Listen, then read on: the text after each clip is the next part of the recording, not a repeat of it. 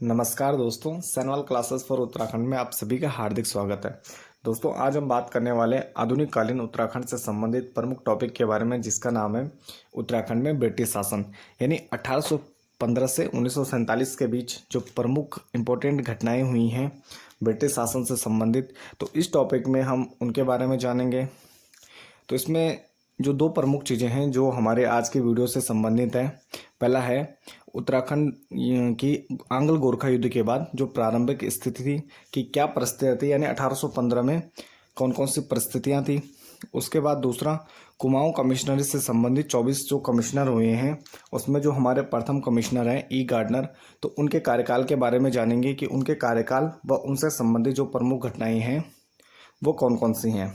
तो आइए प्रारंभ करते हैं।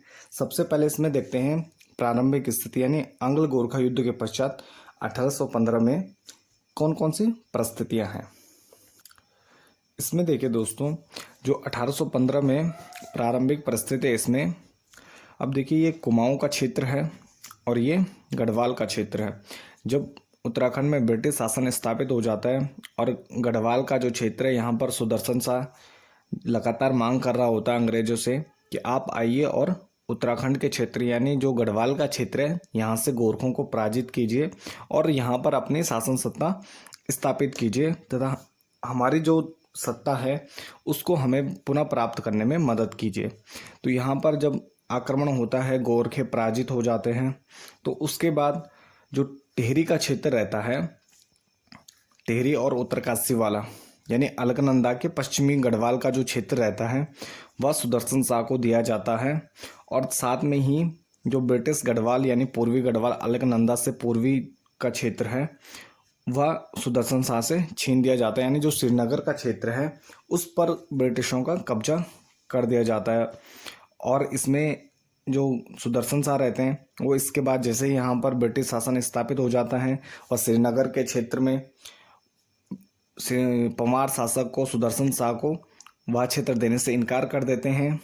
तो इसके बाद जो सुदर्शन शाह रहते हैं वह 28 दिसंबर 1815 को टिहरी रियासत में दोबारा से राजधानी पुनर्स्थापित करते हैं। टिहरी के जो परमार वंश का दोबारा से पुनर्स्थापना करते हैं टिहरी के क्षेत्र में, और यहाँ पर दोबारा से परमार वंश प्रारंभ होता है। अब देखिए यहाँ पर जो स्थिति है कुमाऊं के क्षेत्र में, जो यानी कुमाऊं के क्षेत्र में जब 27 अप्रैल 1815 को बमशाह चौधरी जो गोरखा प्रशासक रहता है उसके साथ संधि हो जाती है, तो उसके बाद कुमाऊं के क्षेत्र में एडवर्ड गार्डनर को 3 मई 1815 को कमिश्नर के रूप में नियुक्त किया जाता है, यानी यहाँ का शासन प्रशासन एडवर्ड गार्डनर को दिया जाता है।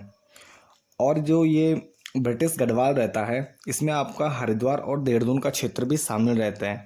जो टिहरी रियासत है वह उत्तरकाशी और टिहरी और रुद्रप्रयाग के आसपास वाले क्षेत्र में सीमित हो जाती है। अब इसमें देखिए जो ये कुमाऊं कमिश्नरी है इसमें ब्रिटिश गढ़वाल का भाग भी रहता है, और इससे जो ब्रिटिश गढ़वाल रहता है वह कुमाऊं कमिश्नरी का एक पार्ट के रूप में बनाया जाता है, यानी एक भाग के रूप में उसे रखा जाता है।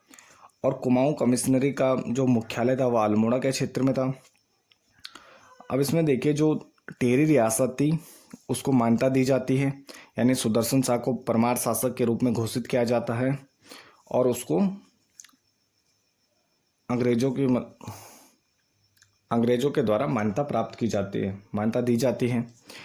इसके अलावा टिहरी में एक ब्रिटिश राजनीतिक एजेंट की नियुक्ति की जाती है, और प्रारंभ में 1815 से यह जो न्यू राजनीतिक एजेंट था उसे बनाया जाता है कुमाऊं का जो कमिश्नर होता है, तत्कालीन कमिश्नर होगा, उसे 1815 से 1824 तक जो कुमाऊं कमिश्नर रहते हैं वह राजनीतिक एजेंट के रूप में रहते हैं।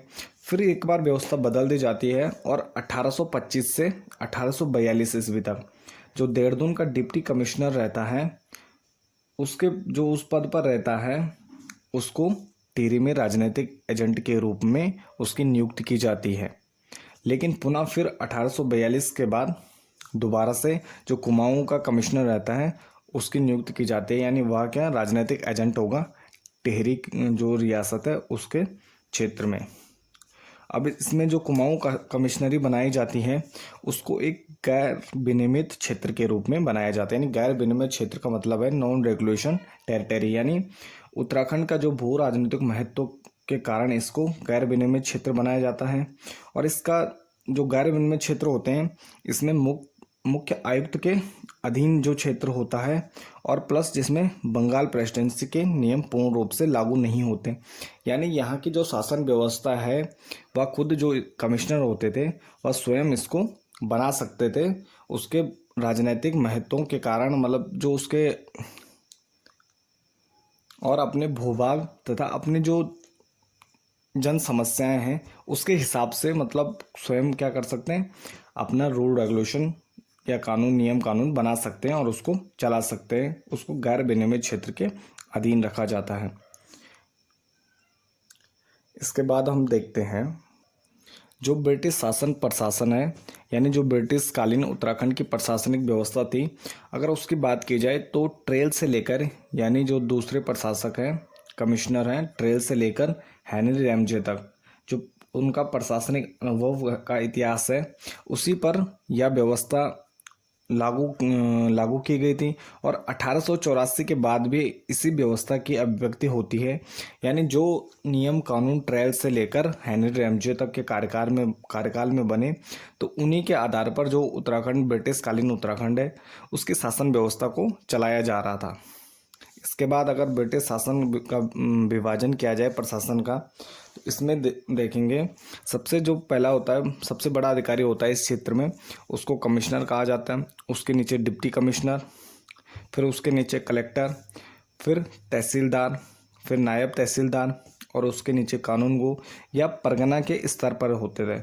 इसके बाद पटवारी या पट्टी के स्तर पर होते थे और इसके नीचे थोकदार और उसके नीचे सबसे निम्न स्तर पर ग्राम प्रधान या सयाना भी कहा जाता था। और इसके नीचे भी अन्य छोटे मोटे अधिकारी होते थे।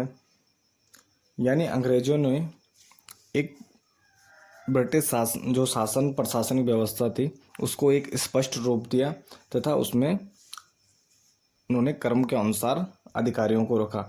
अगर कानूनगो नामक पद की बात की जाए तो यह पद चंद और परमारों के समय सृजित किया गया था। यानी उस टाइम पीरियड में जो यह पद था यह बनाया गया कानूनगो। इसके बाद हम देखते हैं ब्रिटिश कालीन जो पहले हमारे कमिश्नर हैं जिनका नाम है एडवर्ड गार्डनर या ई गार्डनर। इनका जो कार्यकाल है 3 मई 1815 से फरवरी 1816 के बीच। अब इस जैसा कि आप मैप देख रहे होंगे इसमें देखते हैं क्या क्या इनसे संबंधित कुछ प्रमुख घटनाएं हैं। अब देखिए जैसे 1815 में एडवर्ड गार्डनर को यहाँ का कमिश्नर नियुक्त किया जाता है तथा जो कुमाऊं कमिश्नरी है तो इसका मुख्यालय अल्मोड़ा में रहता है। तो सबसे पहले जो एडवर्ड गार्डनर क्या करते हैं, अब देखेंगे आप देखेंगे इसमें परिस्थितियाँ ये हैं कि अब भी गोरखा और ब्रिटिशों के बीच युद्ध चल रहा है। यहाँ पर उसमें हिमाचल के क्षेत्र में यानी HP के क्षेत्र में अब भी अमर सिंह थापा के साथ युद्ध चल रहा है। कुमाऊं के पश्चिमी यानी पूर्वी भाग में, आगे नेपाल के क्षेत्र में भी, काठमांडू के क्षेत्र में भी युद्ध चल रहा है। यानी अभी जो परिस्थितियां हैं वो युद्धकालीन हैं, यानी युद्ध चल रहे हैं साथ में। तो यहाँ पर एडवर्ड गार्डनर को कोई ज़्यादा टाइम नहीं मिलता है कि वह एक अच्छी प्रशासनिक व्यवस्था को डेवलप करें। तो अब देखिए इसमें एक तो इन्होंने जो इनका कार्यकाल है वह बहुत ही अल्पकालीन है, यानी 9 महीने का कार्यकाल है और युद्ध जैसी अवस्थाएं बनी हुई हैं। भले यहाँ पर गढ़वाल और कुमाऊं में ब्रिटिशों का शासन स्थापित हो जाता है परंतु इसके बावजूद भी युद्ध चल रहे हैं, आसपास के क्षेत्र में युद्ध चल रहे हैं। तो इसमें देखिए जो एडवर्ड गार्डनर है सबसे पहले क्या करते हैं, यानी राजस्व वसूली तथा प्रारंभिक पुलिस व्यवस्था लागू करते हैं इस क्षेत्र में। और राजस्व वसूली के लिए पहला भूमि बंदोबस्त भी कुमाऊं के क्षेत्र में एडवर्ड गार्डनर द्वारा किया जाता है। यह 1815 और 16 के बीच होता है। इसके बाद जो एडवर्ड गार्डनर जब इस कुमाऊं के क्षेत्र में कमिश्नर बनते हैं तो यह अनाउंस करते हैं, यानी यूके से जो बाहर जो युद्धों के कारण यहाँ से निर्वासित लोग हैं जो बाहर चले जाते हैं उन सबको कुमाऊं में अब ब्रिटिश राज्य स्थापित हो गया है अब यानी कुमाऊं और जो ये गढ़वाल का पार्ट है ये ब्रिटिश शासन के अंतर्गत आ गया है। अब जो भी लोग निर्वासित होकर अपने घरों को छोड़कर चले गए थे वह अपने घरों को लौट सकते हैं। तो यह सबको एक निमंत्रण देते हैं जो आसपास के क्षेत्र में लोग यहाँ से जा रखे थे, तो यूके से जो बाहर गए थे, उत्तराखंड के क्षेत्र से जो बाहर गए थे, तो सबको निमंत्रण देते हैं कि आइए आप वापस अपने घर को लौटें। इसके बाद हम देखते हैं जब इन्होंने राजस्व वसूली और प्रारंभिक पुलिस व्यवस्था लागू कर दी, उसके बाद जून 1815 ईस्वी में जो बच्चों की खरीद फरोख्त थी, यानी एक प्रकार से आप कह सकते हैं जो गोरखाकालीन एक कुप्रथा थी कि जिसमें बच्चों की खरीद फरोख्त की जाती थी, तो वह उस पर जून 1815 में रोक लगा देते हैं एडवर्ड गार्डनर। इसके बाद देखिए यहाँ पर जो संगोली की संधि होती है 2 दिसंबर 1815 को, तो जो नेपाल या काठमांडू में तत्कालीन गोरखा सरकार है वह इसको मानने से इनकार कर देती है और दोबारा पुनः युद्ध घोषणा की जाती है फरवरी 1816 में। तो जो ब्रिटिश शासन रहता है वह एडवर्ड गार्डनर को जब नेपाल में जो सेना जा रही होती है तो उसके साथ चलने का आदेश दिया जाता है। गोरखों द्वारा पुनः युद्ध घोषणा में फरवरी 1816 में सेना के साथ चलने का आदेश दिया जाता है कि आप एक राजनीतिक एजेंट के रूप में नेपाल काठमांडू ब्रिटिश सेना के साथ जाएंगे। तो यानी फरवरी 1816 में जो एडवर्ड गार्डनर है वह नेपाल के क्षेत्र में चले जाते हैं और यहाँ पर जो इनके सहायक कमिश्नर रहते हैं 8 जुलाई 1815 को ट्रेल के रूप में जिनकी नियुक्ति की जाती है उनको यहाँ का कमिश्नर बना दिया जाता है।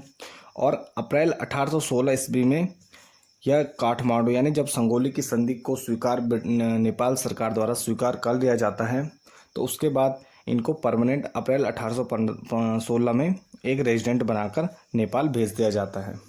अब इसमें देखते हैं कि इनसे संबंधित जो प्रमुख फैक्ट हैं।